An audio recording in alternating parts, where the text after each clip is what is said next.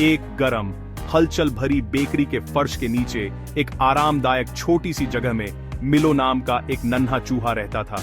वह दूसरे चूहों जैसा नहीं था जो गिरे हुए क्रम्स कुतरने और बेकर के बड़े बड़े जूतों से दूर भागने में ही खुश रहते थे। मिलो को एडवेंचर का बहुत शौक था और उसका दिल बड़े बड़े सपनों से भरा था। वह अक्सर दीवार में एक छोटी सी दरार से बाहर देखता रहता था। उसकी छोटी छोटी काली आंखें हैरानी से चौड़ी हो जाती थीं। उसने अपनी आरामदायक घर से कहीं ज्यादा बड़ी दुनिया की कल्पना की, एक ऐसी दुनिया जो ऊंचे ऊंचे हरे पेड़ों और चमकती नदियों से भरी थी, एक ऐसी दुनिया जो उसके जैसे बहादुर चूहे द्वारा खोजे जाने का इंतजार कर रही थी।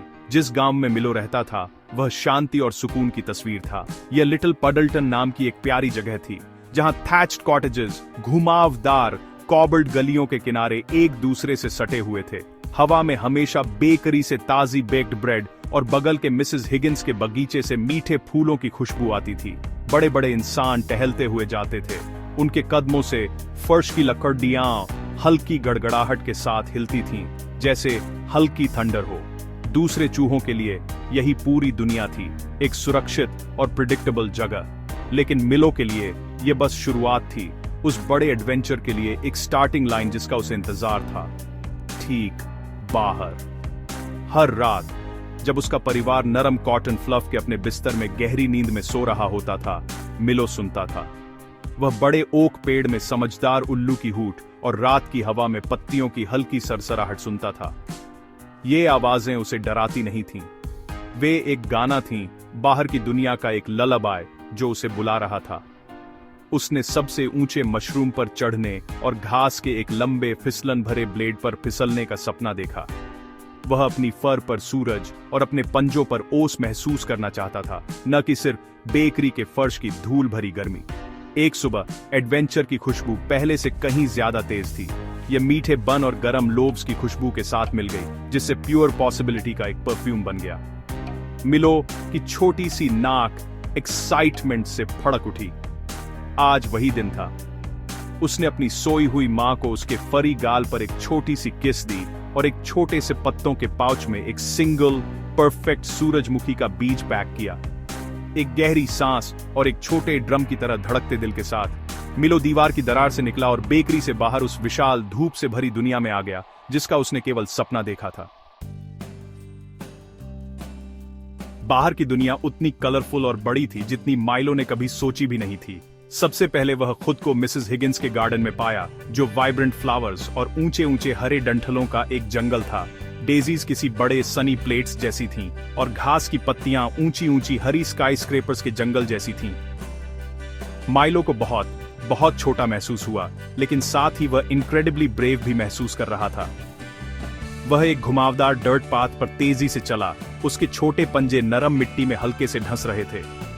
हवा बिजी बम्बल बीज की भिनभिनाहट से भरी थी। उनके फरी बॉडीज पर येलो पॉलन लगी थी और बटरफ्लाइज अपने स्टेन्ड ग्लास विंडोज जैसे पंखों के साथ फड़फड़ा रही थीं। उसने तय किया कि उसकी पहली क्वेस्ट ग्रेट रेड माउंटेन पर चढ़ना होगी। यह माउंटेन असल में एक अकेला पका हुआ स्ट्रॉबेरी था जो सुबह की धूप में एक ज्यूवल की तरह चमक रहा था। जमीन से यह इम्पॉसिबली हाई लग रहा था। गार्डन की हवा में एक गहरी सांस लेकर माइलो चढ़ने लगा। उसके छोटे नाखूनों को स्ट्रॉबेरी की बम्पी स्किन में पकड़ मिली और वह खुद को ऊपर और ऊपर खींचता गया। हर कदम के साथ नीचे की दुनिया छोटी होती गई। वह पूरे गार्डन को फैला हुआ देख सकता था। ग्रीन्स, रेड्स और येलोज का एक पैचवर्क, सब एक विशाल ब्रिलियंट ब्लू स्काई के नीचे। स्ट्रॉबेरी के ऊपर से माइलो गार्डन का किंग महसूस कर रहा था।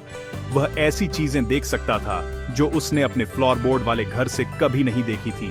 उसने एक शिमरिंग वॉबली पॉन्ड देखा जो गिरे हुए आसमान के एक टुकड़े जैसा लग रहा था, जहां सी थ्रू विंग्स वाले ड्रैगन फ्लाइज पानी के ऊपर नाच रहे थे।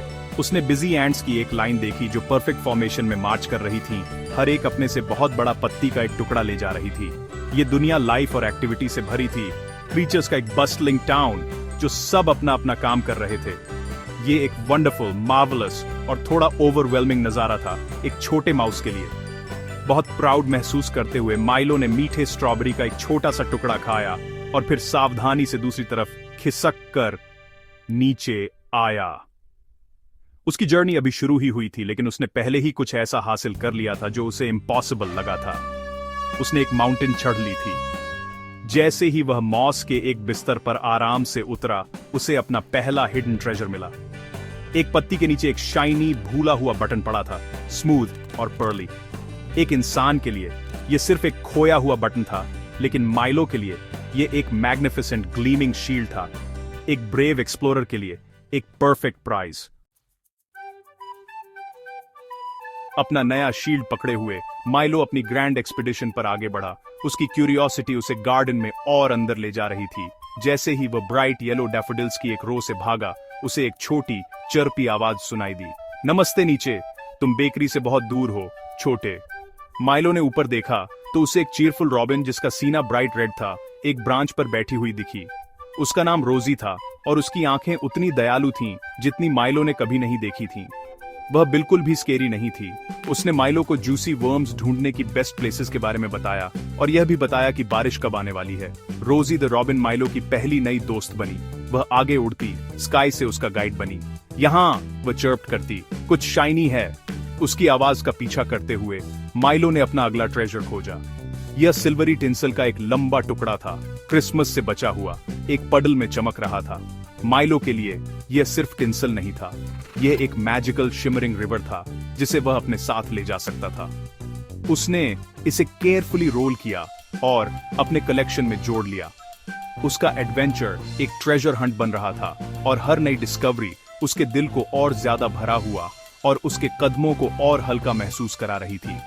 जल्द ही वे किसी और से मिले।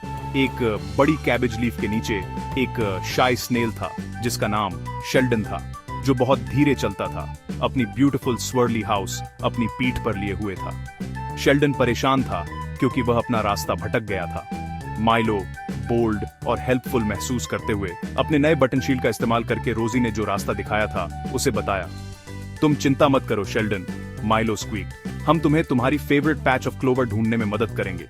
साथ मिलकर वे तीनों, एक तेज उड़ने वाली चिड़िया, एक धीरे चलने वाला घोंघा और एक बहादुर छोटा चूहा, एक अनयूजुअल लेकिन बहुत हैप्पी टीम बन गए। जैसे ही वे साथ चले, माइलो को एहसास हुआ कि बेस्ट ट्रेजर्स वो शाइनी चीजें नहीं थी जिन्हें वह कैरी कर सकता था।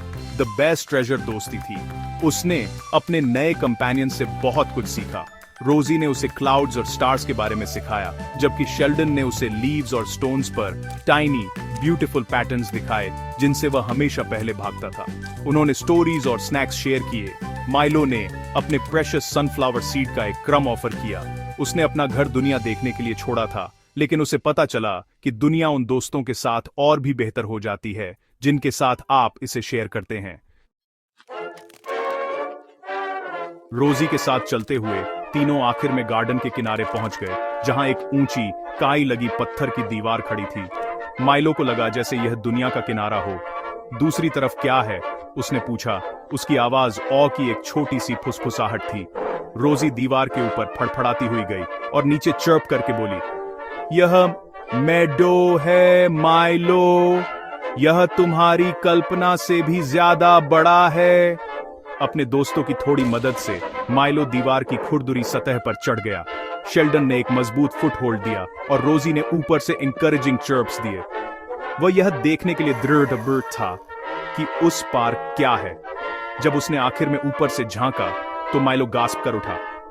यह सिर्फ एक गार्डन या एक गांव नहीं था, यह एक विशाल खुली दुनिया थी। एक बहुत बड़ा हरा मेडो दूर दूर तक फैला हुआ था, जहां तक उसकी नजर जा सकती थी, जिसमें बैंगनी और पीले वाइल्ड फ्लावर्स बिखरे हुए थे। एक चमकती हुई स्ट्रीम जो टिंसल रिवर से कहीं ज्यादा बड़ी थी, लैंडस्केप से होकर गुजर रही थी और दूर कोमल रोलिंग हिल्स बड़े नीले आसमान को छू रहे थे। यह वही दुनिया थी जिसका उसने सपना देखा था और यह उसकी उम्मीद से कहीं ज्यादा खूबसूरत और विशाल थी। यह एंडलेस एडवेंचर्स से भरी दुनिया थी। माइलो को प्योर जॉय का थ्रिल महसूस हुआ। वह अब सिर्फ बेकरी से आया छोटा चूहा माइलो नहीं था, वह Milo the explorer, Milo the friend, Milo the brave climber of mountains और डिस्कवरर ऑफ वर्ल्ड्स बन गया था। उसने बहुत दूर तक सफर किया था और बहुत कुछ देखा था।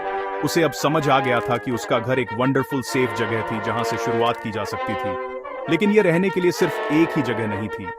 दुनिया अमेजिंग साइट्स से भरी थी जो देखने लायक थी, और वंडरफुल दोस्त थे जिनसे मिलना था, और यह सब किसी ऐसे का इंतजार कर रहा था जिसमें उसे ढूंढने का काफी करेज हो। जैसे ही सूरज ढलने लगा, आसमान को ऑरेंज और पिंक के शेड्स में रंगते हुए माइलो को पता था कि अब वापस जाने का समय हो गया है।